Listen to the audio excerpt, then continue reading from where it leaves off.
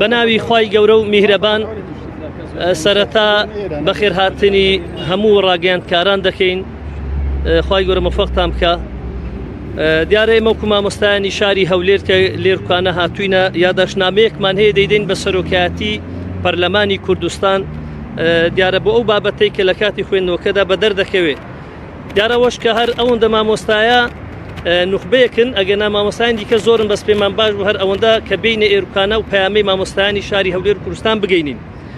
بە ناوی خوای گەورە و میهرەبان بۆ بەڕێز سەرۆکی پەرلەمانی کوردستان، بۆ بەڕێزان دەستەی سەرۆکایەتی پەرلەمانی کوردستان، بابەت یادداشتنامە.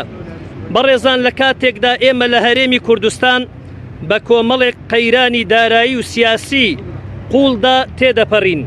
خەڵک لە ژیان و گوزەرانێکی خراپ گوزەر دەکات و موچەی پێنەدراوە.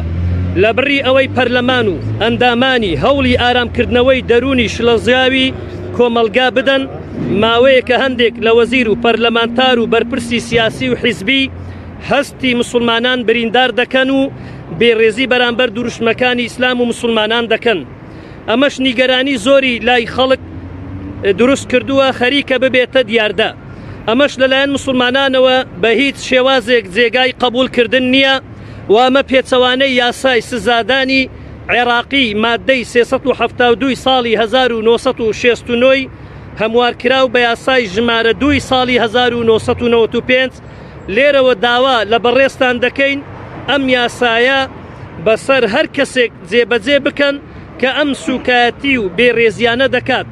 ئەگەر نابێگومان ناچارین ڕێگای شەرعی و یاسایی و مەدەنی تر بگرینە بەر تا دەگاتە سکاڵاکردن لە دادگای فیدرالی عێراق، چونکە سازش و ئارامی لەسەر هەر شتێک بگرین ناتوانین لە بەرامبەر بێڕێزیکردن بە ئیسلام و دروشمەکانی بێدەنگ بین.